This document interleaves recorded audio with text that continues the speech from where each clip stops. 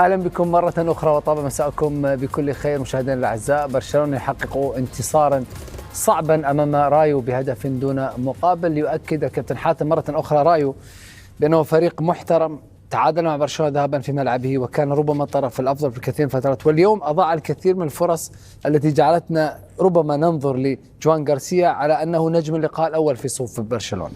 أولا ما قام به، ما قدمه الأداء الذي قدمه رايو فايكانو لا يستحق المركز الذي هو فيه، بمعنى أنه الفريق في مركز يمكن مخيب قليلا، وأنا أعتقد أنه قادر على التدارك في المستقبل. بس هو لازم يلعب كل الدوري بنفس المستوى اللي فيه أمام برشلونة. أكيد، لكن تعرف مواجهة برشلونة محفزة للكلمة للمدرب للاعبين بأن يظهر أمام الفريق المتصدر والأفضل في الدوري، نظهر بالشكل الذي شاهدناه في مباراة اليوم.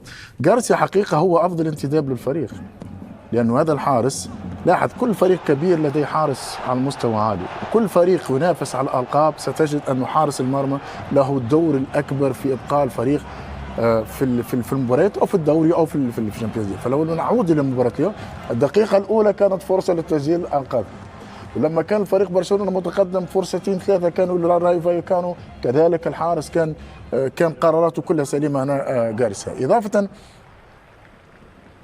إضافة إلى الفريق حقيقة اليوم هذه الفرصة، وإن كان هو متمركز بشكل جيد، يعني تمركز والقراءة بالنسبة لحارس مرمى كانت كلها على مستوى عالي جدا، وحقيقة الفريق أهدر العديد من الفرص. كذلك كان برشلونة كانت ساحة، لامين جمال كان بعيد على المستوى في مباراة اليوم. المدرب تأخر في تغييره، حقيقة كان راشفورد يعطيه أكثر وقت، يمكن كان قادرا يعطي إضافة أكثر. شاهدنا أنه تدخل المدرب في تغيير ليفاندوفسكي، وإن كان توريس لم يقدم المطلوب، لكن على المستوى البدني على الأقل أنه يضغط أفضل من ليفاندوفسكي. الفريق مباراة صعبة، أنا أرى 3 نقاط مهمة جدا للفريق. ليست كل مباراة ستكون سهلة بالنسبة لبرشلونة وأي فريق، ليست كل مباراة أنه سيكون في طريق مفتوح. هذه الرياكشن وردة فعل بالنسبة لغارسيا كانت ممتازة جدا، لأنه كانت صعبة، لأنه في الزاوية البعيدة الرأسية، فالحارس المرمى لابد أن يكون تدخلاته ويكون قراراته كلها سليمة. وأنا أعتقد في مباراة اليوم وفي كثير من المباريات حقيقة غارسيا كان حاسم، وإن كان هذه كذلك كانوا فرصة أخرى. وأنا أعطيك القرار، وإن كان اللاعب كان قادر أن يتعامل بشكل أفضل. لكن برشلونة 3 نقاط كانت صعبة في مباراة اليوم أمام فريق كانت لديه فرص وكان قادر على تعديل النتيجة. وقبل التوقف الدولي أنا أعتقد 3 نقاط مهمة جدا فريق برشلونة، وانتظار مباراة الديربي اللي ستجرى بعد قليل، ديربي مدريد، اللي يمكن تأتي هدية من أتلتيكو أو ستضع ضغط أكبر على ريال مدريد. في نهاية هذه المباراة أعلن عن جوان غارسيا ليكون اللاعب الأفضل في هذه المباراة. هنا اللقطة على هذا النجم الذي كان فعلا أفضل لاعب في هذه المباراة، والآن أصبحت مطالبات عبد العزيز بجوان غارسيا أو رايا ليكون أحد الاثنين الحارس الأساسي الإسباني. أتوقع بأنه يستحق بأن يبدأ بشكل أساسي، خصوصا بأن الحارس الأساسي هو سيمون مع أتلتيك بلباو. كثير من الأخطاء، نعم حقق إنجازات مع منتخب إسبانيا، لكن الآن النظر إلى مرحلة جديدة مع جوان غارسيا. أتفق تماما مع كابتن حاتم بأن كل فريق منافس يحتاج إلى حارس بقيمة جوان غارسيا. ريال مدريد سنوات يعتمد على كورتوا في إنقاذه من بعض الكرات التي كانت تصل، وبالتالي جعلت ريال مدريد يحقق ألقاب. فكورتوا كان قطعة أساسية من الإنجازات التي كانت في السنوات الأخيرة بالنسبة لريال مدريد، مع خط دفاع يمكن أفضل من خط دفاع برشلونة. كان في راموس، كان في كثير من النجوم، وخبرة أكبر من خط الدفاع الحالي الآن. جيرارد ماردو وكوبارسي لاعبان صغار في السن، ولكن ما يقوم بجوان غارسيا في هذا الموسم أصنفه بأنه استثنائي، لأن مع نوعية الفرص التي تأتي لجوان غارسيا في معظم الكرات تكون خطرة وتحتاج إلى ردة فعل سريعة وتحتاج إلى حارس يركز، لأن يعني في الشوط الأول كانت هناك كرة واحدة أمام جوان غارسيا، هذه الكرة استطاع التصدي في الدقيقة الأولى من المباراة. فأنت تحتاج إلى لاعب بهذا التركيز، صاحب ردة فعل ممتازة، ينقذك من هذه المواقف. لو سجلت هذه كان ممكن الأمور اختلفت في مباراة اليوم. نفس الأمر بالنسبة للشوط الثاني، كثير من الكرات ردة فعل ممتازة. فأنا أصنف يعني جوان غارسيا بنفس مكانة كورتوا لريال مدريد، يمثل قطعة لا تتجزأ من الإنجازات التي حدثت. وما يحدث لبرشلونة في هذا الموسم أنا أصنفه بأن جوان غارسيا له سبب كبير في عدد الأهداف التي سجلت وفي عدد الفرص التي تصدى لها.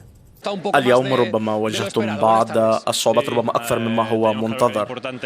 كان واضحا بالنسبة لنا أن نحقق هذه الثلاث انتصارات قبل فترة التوقف الدولي، وحققنا ذلك. ربما وجدنا صعوبات اليوم، ولكن الأهم هم الثلاث النقاط. ولكن ما الذي هو في رايو فايكانو الذي يسبب دائما مشاكل بالنسبة لكم، ويعرفون كيف يحصلون على الكرة منكم؟ كان لهم فرص كذلك لمعادلة النتيجة، لم تكن مباراة سهلة. هذا صحيح، فريق رائع جدا ومدرب جيد جدا كذلك، ولكن في النهاية نعرف كيف يمكن أن نفوز بالمباراة. ربما كان علينا أن نقدم الأداء الأفضل، ولكن الأهم في نهاية المطاف الثلاث نقاط. لم تكن أفضل مباراة لنا، هذا صحيح، ولكن حققنا الانتصار، وكذلك من الممكن أن تمضوا قدما كذلك على جدول الترتيب بالمزيد من النقاط.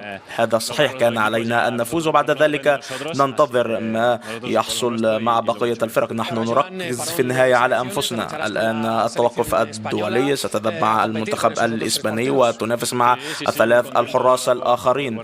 نعم، سعيد جدا بأول دعوة مع المنتخب الوطني بطموح كبير وبرغبة كبيرة، وكذلك مع زملاء جدد. شاهدناك في الشوط الأول مع بعض الانزعاجات، وكان هنالك تشيزني يحاول أن يجرى الإحماء. كلا أنا في حالة جيدة، كان هنالك حمل زائد، ولكن أنا في حالة جيدة.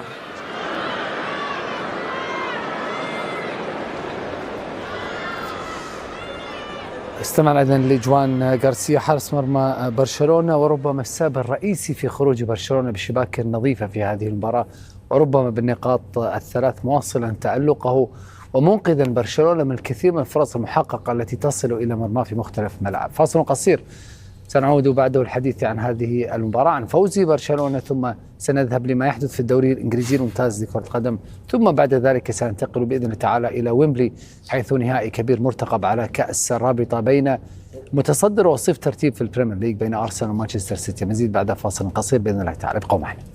سواء الحديث عن هذه المباراة، لكن دعونا الآن ننتقل لنذكر ما يحدث الآن في الدوري الإنجليزي الممتاز لكرة القدم مع وجود مباراتين في توقيت واحد. 45 دقيقة القادمة ربما لها دور وتأثير كبير على مسألة الهبوط، مع تقدم نوتنغهام على توتنهام من جانب، وتأخر أيضا ويست هام في الملعب الآخر، والثلاثة ينافسون على المقعد الأخير ربما اللي سيهبط من يحصل فيه على المرتبة 18. الوضع متقارب جدا حتى مع ليدز يدخل من ضمن صراع الهبوط مع نوتنغهام وتوتنهام. ليدز على الأقل بالأمس خرج بنقطة والآن تحتاج إلى أي نقطة، حتى وإن تعادل ويست هام ستعتبر نقطة ثمينة، لأن ما زال هناك 7 مباريات قادمة لكل فريق.